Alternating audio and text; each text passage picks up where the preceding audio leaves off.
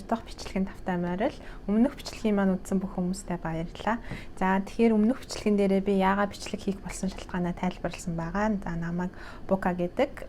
За миний хувьд болохоор аль 2013 онд би Монголын нөгөө нэг брокер дилерийн компани болох BDSEC гэдэг компанид хувьцааны данс нийлэгч исэн. Тэр үед болохоор нөгөө нэг хүний хөгжлийн сан гэл те 1072 хувьцаа энтер гэл заавал одоо брокер дилерийн компани дээр очиод 50000 төгрөгөөр ингээд хувьцааны дансаа нийлхүүлээрээ гэд ярьж исэн үе байдаг штэ.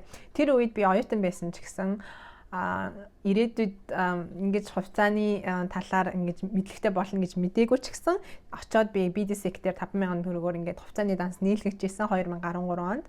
За тэгээд тэр дансаа би ингээд ашиглахгүй явсаар агаад 2018 онд би Японд ажиллаж агаад тэгээд Монголд буцаж очиод тэгээд анх удаа би хувьцааны хөрөнгө оруулалт хийсэн юм аа 2018 онд. Тэгээд тэр үед болохоор би нэг айхтар одоо өндөр дүнгээр хийгээгүй. За би нэг 7 компани хувьцааг баг дүнгээр ингээд авсан. За миний нийт хөрөнгө оруулалт бол нэг 3 сая төгрөг болсон юм аа. Одоо энэ 2018 оноос 2023 оны хугацаа гэдэг чинь 5 жилийн хугацаанд бол би 3 сая төгрөгийг л одоо тэр хувьцааны зах зээлд одоо оруулсан гэсэн үг. За энэ болохоор яагаад вэ гэхээр тэр үед болохоор хувьцааны талаар нэг сайн мэддэггүй байсан. Тэгээд яг хуу нөхрийнхөө зөвлснөөр би Монголд ингээ хувьцааны данстай хүн чинь хувьцаа аваад үзьгээд оруулсан. Тэгээд миний одоо хөрөнгө оруулалтын ямархуу өгөөчтэй, ямархуу алдагдaltaй, аль хувьцаан дээр зөв сонголт хийсэн бэ, аль хувьцаан дээр жоохон тааруу сонголт хийсэн бэ гэдгийг би одоо ингээд видеогоор та бүхэндээ өөрийнхөө дансыг нөгөө нී нуулгүй гэдэг шиг хэлээд та бүхэндээ тайлбарлаж өгөх болно. За тэрнээс өмнө бас ярих зүйл бол за хувьцааны хөрөнгө оруулалт хадгаламж гэдэг бол одоо мөнгөтэй хүний хийдэг ажил биш ээ. Энэ бол ирээдүйдээ санаа зовсон хүн бүрийн хийх ёстой чухал зүйлээ. Хадгаламжтай байх бол би бүр нэг номерт зөвлөн хүмүүст. За тэгээд хадгаламжаасаа илүү за би ингээд жоохон хадгаламжтай тэрлүүгээс сар болгон мөнгө хийдгээ. Би тэгтээ жоохон эрсдэлтэй ч гэсэн мөнгөө одоо арай жоохон өндөр өсгөх тийм арга сонирхож байна гэх юм бол та бүхэн хувьцаа, бонд тэгээ үл хөдлөх хөрөнгө оруулалтыг сонирхоод үзээрэй.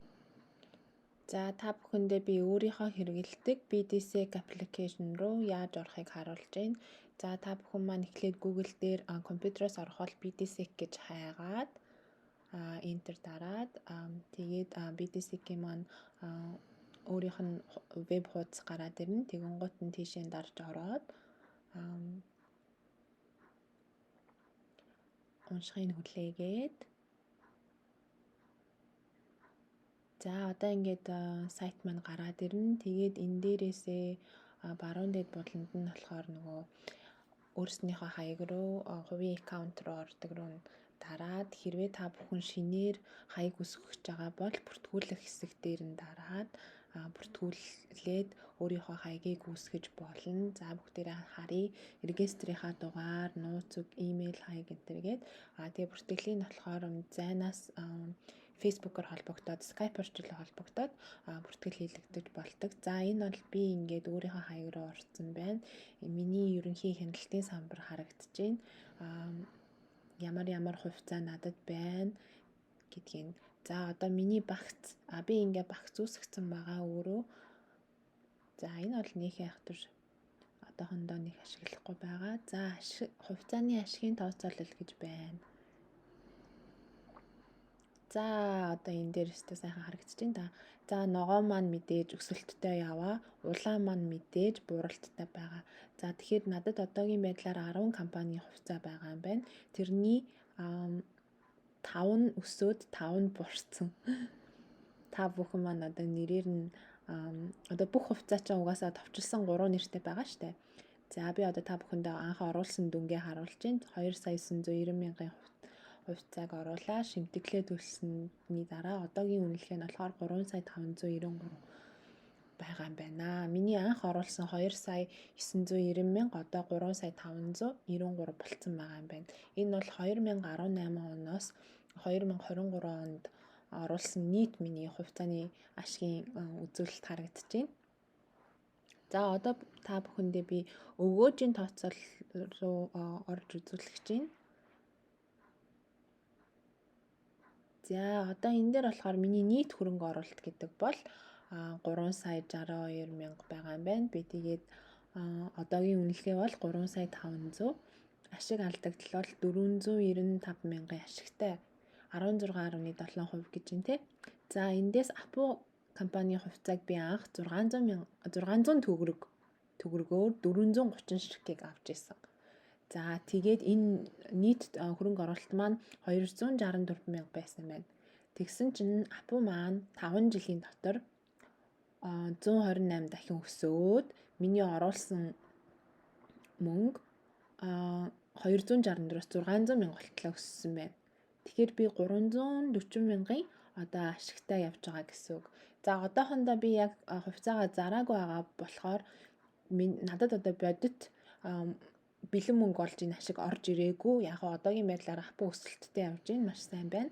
За энэ бол дөрөв үсэгтэй энэ миний сүүлд авсан CU компани хувьцаа байна.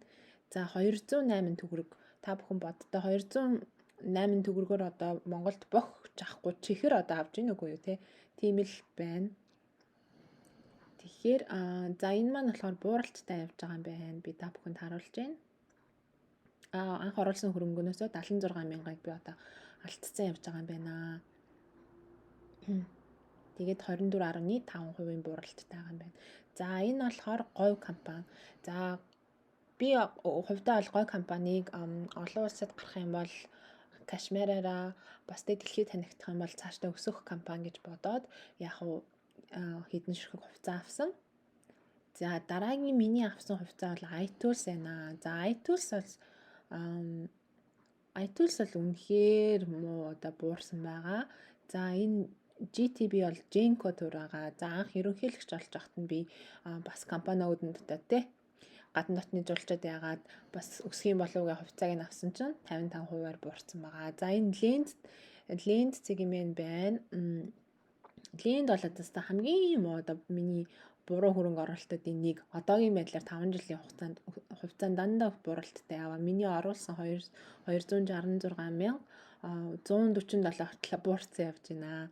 За би та бүхэндээ энэ MFC буюу Monos компани хувьцааг харуулж байна. За Monos компани энэ болохоор нөгөө нэг Monos хүнс нь шүү. За Monos хүнс бол 2 сарын өмнө бол бууралттай явж байсан. Одоо өссөн байна. За дараагийн миний сайн өсөлттэй явж байгаа хувьцаа бол MMX буюу Mach Impex байгаа. За Mach Impex болохоор чинь угаасаа махны компани, Mach Impex-ийн бүтээгдэхүүнтэй хөлдөөсөн бүтээгдэхүүн, котлет нэгнэр махан бүтээгдэхүүнүүд бол монголчууд бас айгүй ам сайтай байдаг. Тийм учраас би энэ компани хувьцааг авсан. За тэгээд 5 жилийн хугацаанд бол 48.141% өссөн байгаа юм байна. За дараагийнх нь мэдээж хамгийн өсрөнгөө хөгжлийг хийсэн, компанида инновац хийж чадсан Монгол шуудан компани харагдаж байна. За доор нь бол Сүү компани байна. За энэ хоёр бол хоёулаа өсөлттэй явж байгаа. За миний нийт хөрөнгө оруулалтын 3,62%. Тэгээд шимтгэл тэгээд одоогийн байдлаар болохоор үнийн дүн нь болохоор 3,500 буюу би 400 шимтгэлээ хасаа 495 мянган одоогийн байдлаар бол ашигтай явж байгаа юм байна.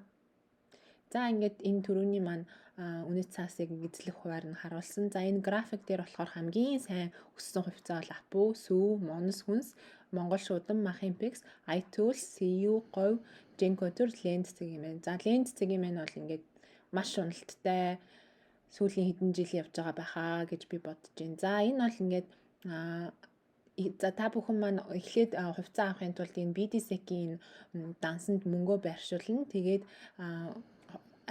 мөнгөө байршуулсныхаа дараа та бүхэн арилжаанд оролцох боломжтой байгаа шүү. За энэ бүхнийг хэрвээ та бүхэн хүсч ивэл би дараа нь бичлэг хийж болно. Яаж хувьцаа худалдаж авах уу гэд бас ингээд дэлгэцээрээ харуулж болно шүү. Комментээр бичээрэй манайхаа. За энэ болохоор хөөрхөн бас Nogd ашигын мөнгө ороод ирсэн байгаа юм аа. 5700 гэд яг втэ тий нэг талхны мөнгө ч гэсэн. За интернетээр ярьж байгаа ямар ч хүний санхүүгийн талаар, мөнгөний талаар ярьж байгаа хүнийг ярьсан зүйлийг сайн өөрөө шалгаж үзээрэй. Өөрөө шалгаад нөгөө ясыг нь цайтал шалга гэдэг шиг тэгж шалгасны үндсэн дээрээс та өөрийнхөө одоо амьдралаа зориулж одоо цаг хугацаагаа зориулж олсон мөнгөө хөрөнгө оруулалтаа хаашаа яаж шийдэхээ өөрөө та шийдээрэй. За өнөөдрийнхөө бичлэгээр би та бүхэндээ өөрийнхөө хувьцааны хөрөнгө оруулалт дээр үндэслэн мэдээлэл өглөө. Энэ мэдээлэл маань хэрэг болох байхаа гэж би найдаж байна. Дараагийн бичлэгээр уулзцгаая. Баяртай.